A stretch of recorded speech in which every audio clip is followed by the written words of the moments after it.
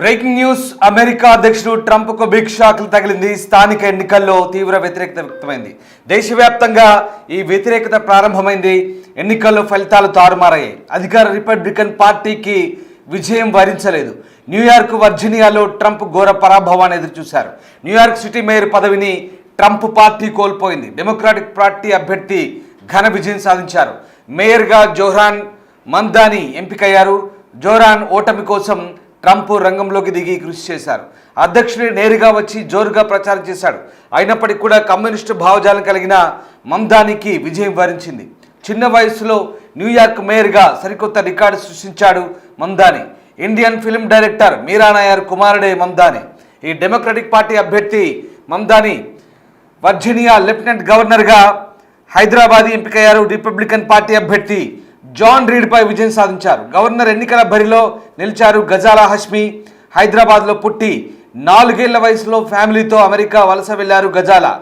జార్జియాలో ఉంటూ ప్రతిష్టాత్మక వర్సిటీలో international అఫైర్స్లో PhD చేశారు గజాలా హష్మి. 30 ఏళ్లుగా రెనాల్డ్స్ కమ్యూనిటీ కాలేజీలో ప్రొఫెసర్గా బాధ్యతలు నిర్వహిస్తున్నారు. 2019లో అమెరికా రాజకీయాల్లోకి తెరంగేట్రం చేశారు. 2024లో సెనెట్ ఎడ్యుకేషన్ కమిటీ చైర్పర్సన్గా ఎన్నికయ్యారు. తాజాగా వర్జీనియా రాష్ట్ర గవర్నర్గా గెలుపొందారు. ఈ 2 ప్రాంతాల్లో అధ్యక్షుడు ట్రంప్కు వ్యతిరేకంగా ఫలితాలు వచ్చాయి. ఈ 2 ప్రాంతాల్లో డెమోక్రట్లు విజయం సాధించడంతో ఒక్కసారిగా అధికార పార్టీ పట్ల ప్రజల విముఖత, ట్రంప్ పరిపాలన వైఖరి పట్ల వ్యతిరేకత స్పష్టంగా కనిపిస్తోంది.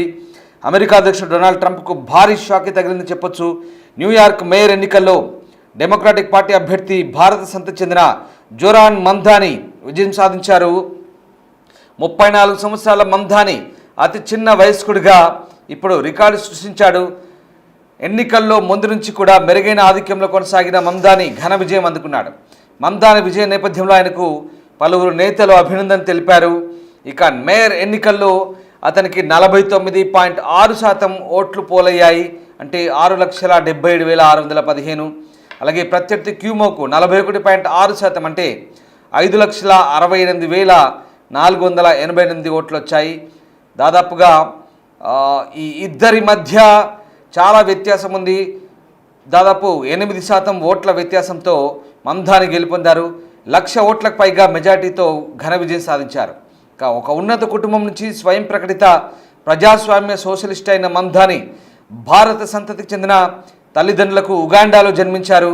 7 ఏళ్ల నుంచి అమెరికాలో ఉంటున్నారు. 2018లో సహజ పౌరసత్వం పొందారు.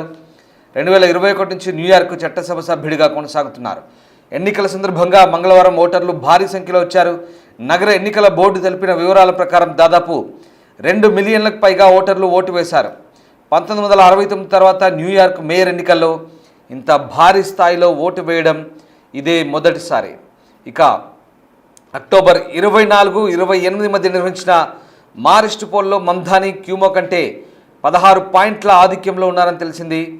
ఇక రిపబ్లికన్ కటిన్ సైనాగ్ అనే సంస్థ అతనికి 16% ఆధిక్యాన్ని అంచనా వేసింది. ఇక వామపక్ష నేత అయిన జోహ్రాన్ మందానిపై అమెరికా అధ్యక్షుడు ట్రంప్ ఇటీవలే విరుచుకుపడ్డారు. ఆయన గెలిస్తే న్యూయార్క్ నగరం ఆర్థిక సామాజిక విధ్వంసానికి గురవుతుందని, నగర మనుగడకే ముప్పు వాటిల్తుందంటూ హెచ్చరించారు. అయినప్పటికీ కూడా మందాని 100% కమ్యూనిస్టు పిచ్చోడంటూ ట్రంప్ దుయ్యబట్టడం తెలిసిందే. అయినప్పటికీ కూడా ఘన విజయం సాధించడం విశేషం. ఇక ఈ ఎన్నికల్లో మందాని విజయం సాధించడంతో ఒక్కసారిగా ఆయన అనుచరులు సంబరాలు చేసుకున్నారు. మరోవైపు జోహ్రాన్ మందాని సామాజిక కార్యకర్తగా చెప్తున్నారు. ఉగాండాలో భారతీయ మూలాలున్న కుటుంబంలో జన్మించారు.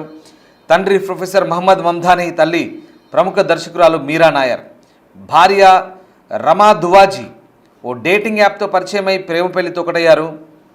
ఎన్నికల సందర్భంగా ఉచిత బస్సు ప్రయాణం హామీతో బాగా పాపులారిటీ సంపాదించుకున్నారు. అలాగే పిల్లల సంరక్షణ, సంపన్నులపై అధిక పన్నులు లాంటి హామీలతో ప్రచారంలో దూసుకెళ్లారు. బెర్నీ సాండర్స్, అలెగ్జాండ్రియా ఒకాసియో కార్టెజ్ వంటి ప్రముఖులు అతనికి మద్దతుగా నిలిచారు. అయితే పాలస్తీనా మద్దతుతో పాటు పరిపాలనా అనుభవం లేమి వంటి అంశాలపై విమర్శలు ఎదుర్కొన్నారు. ఇక మరోవైపు ప్రధాని మోదీ సొంత రాష్ట్రమైన 2002లో గుజరాత్లో జరిగిన ఘర్షణలపై మందాని చేసిన వ్యాఖ్యల వీడియో సోషల్ మీడియాలో వైరల్గా మారింది. అక్కడ ముస్లింలను అంతం చేసేందుకే కుట్ర జరిగిందని, చాలామందిని హత్య చేశారంటూ మందాని ఆరోపించారు. ఇజ్రాయెల్ ప్రధాని నెతన్యాహు మోదీ కూడా యుద్ధ నిరస్తుడంటూ మండిపడ్డారు. నెతన్యాహులాగా మోదీ కూడా తయారయ్యాడంటూ ఆయన మండిపడ్డారు. మమ్దాని వ్యాఖ్యలపై భారతీయులతో పాటు అమెరికాలోని ప్రవాస భారతీయులు కూడా ఆగ్రహం వ్యక్తం చేశారు. ఫక్తు కమ్యూనిస్టు భావజాలం ఉన్న మమ్దాని ఇప్పుడు న్యూయార్క్ మేయర్గా ఎన్నికవడం ఇటు డొనాల్డ్ ట్రంప్కు మింగుడు పడడం లేదు. మొత్తం మీద ఈ ఎన్నికల్లో అయినప్పటికీ కూడా మమ్దాని గెలిచారు. డెమోక్రాటిక్ పార్టీ అభ్యర్థి తరపున ఆయన విజయం సాధించారు. ఆయన గెలిస్తే న్యూయార్క్ పూర్తిగా నాశనం అవుతుందంటూ ట్రంప్ హెచ్చరించారు. అయినప్పటికీ కూడా ఆయన గెలిచారు. న్యూయార్క్ నగరం ఆర్థిక సామాజిక విధ్వంసానికి గురవుతుందంటూ నగర మనుగడకే ముప్పు వాటిల్లిందంటూ హెచ్చరించినప్పుడు కూడా ఓటర్లు పట్టించుకోలేదు.